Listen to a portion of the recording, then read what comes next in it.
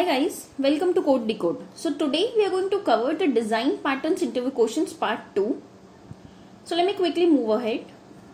So basically the design patterns are divided into 4 parts. We have already discussed that just for the revision purpose. Design patterns are divided into creational design patterns, structural design pattern, behavioral design patterns and J2EE design patterns. We have already covered the creational design patterns. Today in this lecture we are going to focus more on the structural design patterns. So let me tell you what are the structural design patterns first. So structural design patterns are a way to tell you how to assemble different pieces of a system together in a flexible and extendable manner. So if you have a big system, it will have a different pieces which together makes a one particular system. Now how to make it flexible enough that if one piece of that system changes, it should not affect the another pieces of the system, and if another piece is added to that particular system, it should be extendable enough to occupy that particular piece into the whole system. So that's the whole agenda of structural design pattern. So basically structural design pattern help you guarantee that when one of these part changes, the entire structure does not need to change. It's just that the complete system is capable enough to handle those change of a one part. So that's the guarantee that structural patterns gives you. So how can you categorize the design patterns of the structural design pattern? You can categorize the structural design pattern into 6 parts. The first is proxy design pattern, second is flyway design pattern, third is facet design pattern, composite design pattern, adapter design pattern and decorator design pattern. So let's quickly move ahead to the proxy design pattern first. So the first question that may arise is what is proxy design pattern? So proxy design pattern is nothing but a structural design pattern. I've covered this already. It will let you provide a substitute or placeholder for another object. This is going a bit theoretical, but let me quickly move to the demo part so that it will help you understand better. But first understand that the proxy is nothing but a way to control the access to the original object. So when you are into a college, what you used to do, you used to put a proxy of a person, right? So you are just a way to provide access to the original person. Original person didn't came, you just provide a proxy saying that I am the original person, first contact me. Then maybe the person whenever is available, it will put the attendance. So proxy is access control to the original object, allowing you to perform something before the request goes to the original object. Let me quickly make you go through the demo first so that it will be easy for you to understand. So this is my real object, okay? It has a method. I am the actual implementation, rest all are proxies. The proxy class will say, hi, I am proxy. First, I will perform the authentication and security check. If you pass your authentications and security check, then only I'll call my parent or the one I'm extending the parent class method. If it does not pass, then I'm not going to allow you to put anything into this method or call anything into this method. First, pass my authentication and security. So basically in the real implementation, you will always put this in if and else condition. If your authentication and security check is passed, then call this method, else throw an error message that you are not authorized or your security check does not provide any authentication, so that you will be able to go to that particular class and call its method. So this is a work of proxy. Proxy prevents the real method call or the real object's method call, and it first check, are you authentic? If yes, then only go, else get out. So proxy controls the access to the original object, allowing you to perform something either before or after the request gets through the original object. Now, first let me tell you the architecture of proxy design pattern. So the proxy design pattern architecture says there is a client. So let me tell you where is a client. This is my client. So what client does is, first let me tell you what is subject. Subject is nothing but an interface having one method. Now this interface method subject will be actually implemented by the real object class. Now real object is having a method which is having the actual implementation of subject, rest all are proxies. Then I will have a proxy class which extends this real class. It will, whenever you try to call this method, you will in the client class create an instance of a proxy class and not the real class. And then you call a proxies method dot method. So if I try into this, it's a subject method, so you cannot directly get into the proxy object method. So this is one level security. We are creating an instance of a subject which is an interface. So parent reference class memory. So basically new provides you the memory. So the reference is of interface, memory is given to the class, but not the real class, but to the proxy class. So whenever in the runtime, whenever this method goes, it goes into the proxy class method. This method, which is an overridden method, it checks whether everything is safe or not, and then you call it to the real objects class method. This method. Okay, so if this is clear, so client class is doing nothing but creating the reference of an interface which is implemented by real subject class, which is extended by proxy class. And why so much of complications? Why not directly? Because you want to first check whether you are authentic or not. If yes, then only you are able to access the real class, else you are not eligible to access any of the method of the parent class. The parent class or the real class. So how does the architecture goes? Architecture goes that client should always create a proxy instance, not the real object instance. So the proxy object is once created, and then proxy object. So here your proxy object is created, proxy object method is called. In the proxy method, it will check whether you are authentic or not.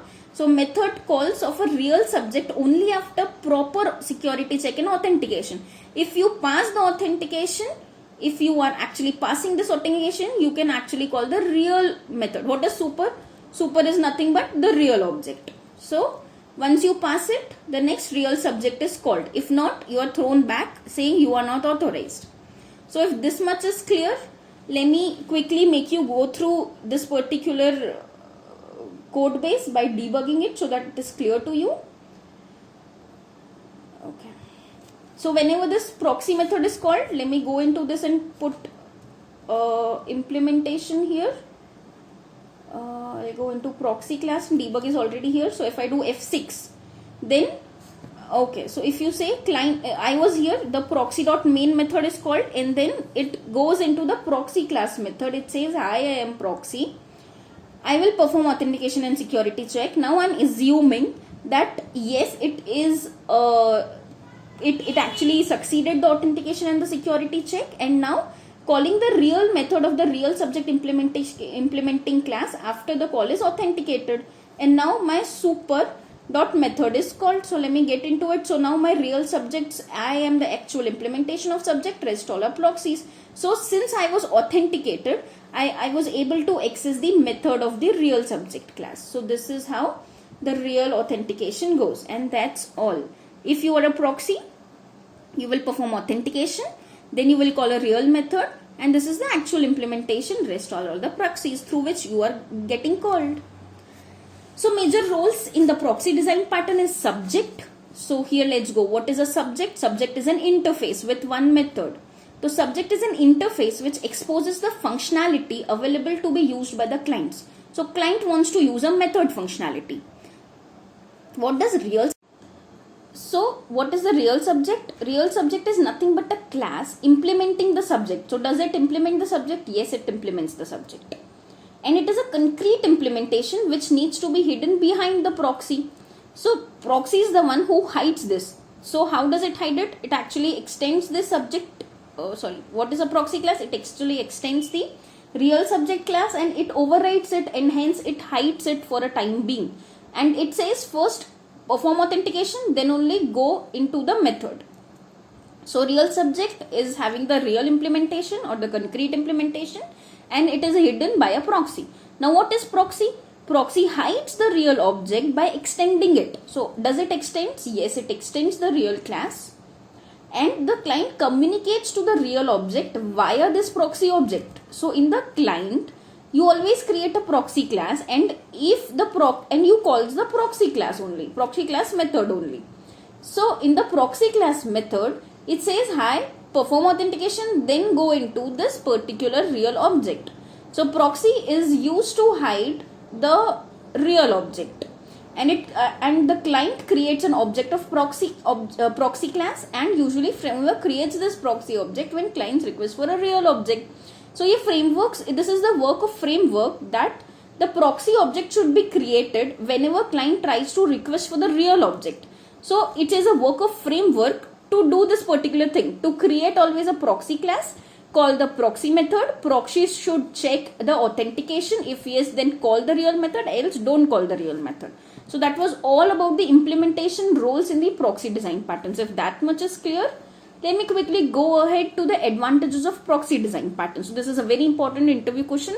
They will ask you, why did you use proxy design patterns? So the advantage is that you can provide the access control. So if you can see here, I have provided an access control. If authenticated, then only call the real method, else just get out of here. So protection is given for the proxy object. This is when you always want a specific client to be able to use your service object. A specific client means the one who is having the access or who is authorized. Only those should be able to access your service object. What is the second advantage? Caching is the second advantage, which is also called as caching proxy. This is when you need to cache the result of client request and manage the lifecycle of cache, especially when the results are quite large. So you can actually cache your object, the responses in the proxy part. So this is when when particular response is quite large, you can always cache that particular result, and the proxy will be able to give you, rather than actually calling the real object, so that your memory and performance and time, everything is like saved. Logging request. So logging proxy. This is when you want to keep a history of request to the serving object. So this is very simple. If you want to log, so what happens whenever a call to real method is gone, here you can put a logger. So whenever a real method is called, always a logging is done first and then a method is called. Hence you can always keep a track of how many requests and from whom is that particular object being accessed, so that you can see if it is not being accessed by an unauthorized person through the logging purpose. So this was the logging proxy for you. So I hope this much is clear. If you have any problem in this particular proxy design pattern, please let me know in the comment section, because I expect after learning all those 5 difficult ones, proxy will be a bit easy for you. I've tried to make it a bit easy for you. So if that much is clear, please let me move ahead to flyway design pattern. So I have already told you we have the 6 design patterns. The second design pattern was flyway design pattern. So flyway design pattern is again a structural design pattern. A flyway is nothing but a shared object that can be used in multiple contexts simultaneously. So the flyway acts as an independent object in each context. Gone everything? Didn't you understand anything? So let me give you a demonstration first. So because theoretical, I understand it's very difficult to understand the theory at once. So let me give you a common shareable class. This is a common shareable class. Let me give you an example of animal. So suppose a cat is an animal. So animal is nothing but an interface. It has 2 undefined abstract methods, set name and print animal attribute. Now I know that my cat, cow, dog, all of these animals are going to have some shareable things. That is, they all will have always 2 eyes, always will have 1 nose, always will have 4 legs, and always will have 1 tail. Exceptions are not included. Please do not include it here also. So cat actually implements the animal, and then it has a common shareable property of eyes, legs, nose and tail. So I've maintained a particular class which is having the static variables, and hence once this class is loaded, all these variables will get memory as soon as class is loaded. So this is a flyway design pattern. How is it a flyway design pattern? So flyway design pattern is a shared object. What is my shared object? This is common shareable class object is a shared object that can be used in multiple contexts simultaneously. Can't I use this common shareable eyes, nose, legs, tail in cat, cow, dog, everywhere? Yes, I can. Hence, it is a shared object used in multiple contexts, and the flyway design pattern acts as an independent object in each context. Every particular single thing, when I try to print the cat's attribute, it will have its own name and eyes, legs and nose as a shareable object. So if this much is clear, let me tell you where to use the flyway design pattern. You can also say it as advantages of flyway design pattern. So where do you need, see, you will have a particular program in your hand, but to understand the issue and implementing particular design pattern is what I'm trying to teach you here.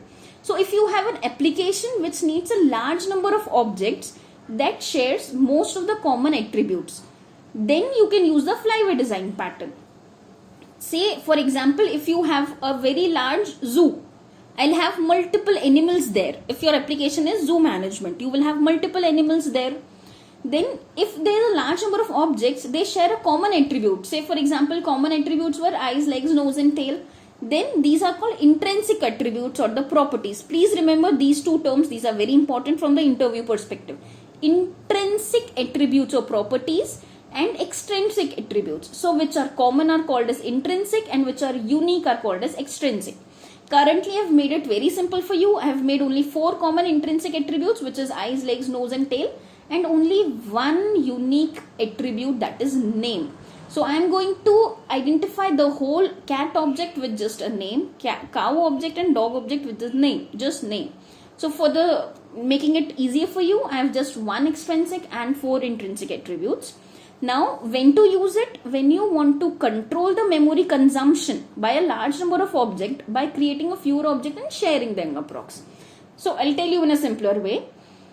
Suppose if I had a cat class. Now if I would have name, eyes, legs, nose, tail, every of them will have 4 byte, 4 byte, 4 byte, 4 byte. So total of 16 bytes. So cat will also have 16 byte, cow will also have 16 byte, dog will also have 16 byte. Total of only 16 byte. The same thing is repeated for all the classes. So to prevent the memory utilization and consumption, and suppose I have 100 animals, all of them will have these. So 16 into 16 into 16. How many? Means it's a large number. Why to do that? So do one thing, create a shareable class, create at one place in a static manner and then use it. In this way, it's only string name will have the memory. Say suppose some X number of bytes and then rest 16 is like saved. So can you see there is a control of memory consumption when you have a large number of objects having few unique objects and rest as a common attributes. Then use the flyway design pattern. If that is clear, let me quickly move ahead to when to use design patterns. When, this is a very important interview question, please understand this carefully. When do you use the flyway design pattern in your programming style? So if you have a requirement which says the number of objects to be created are huge, say suppose zoo management system, you have many number of animals. Now object creation is a heavy on memory and it is a time consuming too. The object properties can be divided into intrinsic and extrinsic properties. Extrinsic properties of an object should be defined by the client program. When all these 3 conditions fulfills, then you should go for flyway design pattern. What are these properties? What are these situations? The first, large number of objects should be there. Object creation is a heavy memory issue and it is time consuming. Then go for design pattern. And if you are able to divide your objects properties into many intrinsic and few extrinsic properties, then go for flyway design pattern. If that is clear, let me quickly move ahead to the architecture of design pattern. Okay. Similar to that also, you will be having a client which actually calls a factory. So let me tell you, this is my animal interface. Now this is my client. Now client will have what? Client will actually call the factory with a particular name. It's saying that I am a client. I want an animal object. Animal name of that animal is cat. I want an animal whose name is cow. I want an animal whose name is dog. Again, I want an animal who is a cat. So this is the client's requirement. So how it is implemented? Keeping a one interface common, having the name and primary attributes, which are the intrinsic or the common attributes. The client will say, I'll create an instance or a reference variable of animal, but factory will give me the real object. I'm not going to create any object with a new keyword. So what will factory do? Now since it's creating an object is a memory issue and a time consuming affair. So what I will do, I'll create a map here. So what factory will do? Factory will actually contain the map and logic to create new object. If not in the map, else return the key that exists in the map. It's difficult to understand. I completely understand. So I've given you an example. In the factory, you will have one map. Can you see an animal map? So what will factory have? A map. Then what will have? It is a logic to create new object only and only if new object is created. If map doesn't contains it, else if it contains, return that particular object. So it contains a logic to create a new object, but only and only when the given name appended with a key, if that particular maps, if you try to get that key and it returns an animal, if it does not contain or it is not null, if the animal is already present, then return that animal, do not create a new object. And if the map doesn't contain any of the key like cat_cat, then please create a new cat, set the name as cat, and now put it in map, so that again if I try to get a cat, I should not create it with a new keyword, I should return it how it was. So what does factory contains? Factory contains nothing but a map, animal map. It contains a logic to create a map, to create an object if it is not present in the map already, else if it is not there, create a new, if it is there, please return the same. If that much is clear, you will get a specific object to the client. So as per the discussion, your animal interface, this is an animal interface, it will have some properties, some particular methods which is implemented by specific cow, dog, cat, and they all have the common shareable also. So cow, dog and cat does extend or does override or implements the undefined method of animal. It says my name is this, and will have an access to the common shareable 4 things.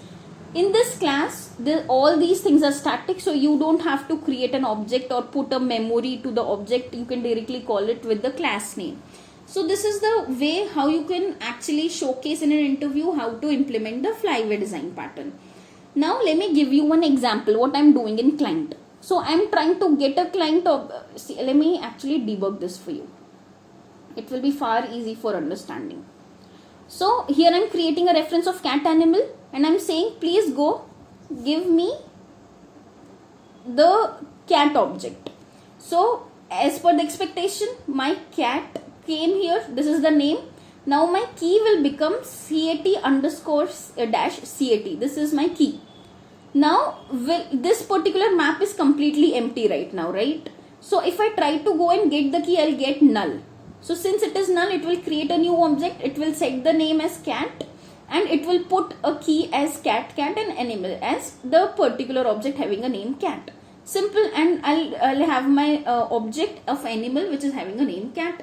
Now if I try to go into this and print a particular variable, so I'll get a name of the animal is cat, the number of eyes is 2, number of legs is 4, number of nose is 1, and number of tail is 1. This much is clear. Now what happens is I'll again go into the animal factory and say give me a cat again. So what is your thinking? What will it do? It will actually go and create an object, or it will return the existing object which is already created. That we will figure out when we will try to print the hash code. So if those two hash codes are same, that means we are not getting a different object, we'll get the same object. But since we have a debugger in hand, let me go into it. So the name of the animal is cat. Now key becomes cat-cat. Now if I try to get the cat-cat, I got the animal cat, because just 2 seconds back we have created object using new. Now the animal map we have put here, and hence we have, when I try to get it, I'll have my animal. Now the same object is written. Can you see? No new object is created. We are returning from the same animal. Now if I try to print everything, the same thing will be printed. The name of the animal is cat, and the same cow thing will happen. So I'm actually assuming that cow is again the same. So cow again says, okay, let me, the name of the animal is cow, the name of the animal is cat, the name of the animal is cat. So can you see, if I try to call cat and cow, this is what happens. The animal of name is cat, the animal name is cat, the animal name is cow. But all the 4 attributes are same for all, because it is same. That's what we wanted. Now let me clear the console. Let me give you an example of dog. Again, when I try to print, the name of animal is dog and all the 4 attributes remains the same. So I hope this much is clear. Let me clear the console for you. Now let me print the hash code of cat. So I'm expecting the hash code of these two should be same, but the cow should be different. So if you can see, the hash code of both are same and cow is different. So the first hash code is for cat animal, which we tried to create here. The cat2 animal, which we tried to create here, is again having the same hash code. But cow animal is a different animal with a name different, and hence a new entry was there in the hash map. and hence a different hash code. So I hope this much is clear. Let me end this particular thing for you. And yes, we have actually ended our design flyway pattern here. The time doesn't permits me. For the remaining 4, please let me know in the comment section. I'll quickly try to create the other 4 design patterns also for you. Thank you.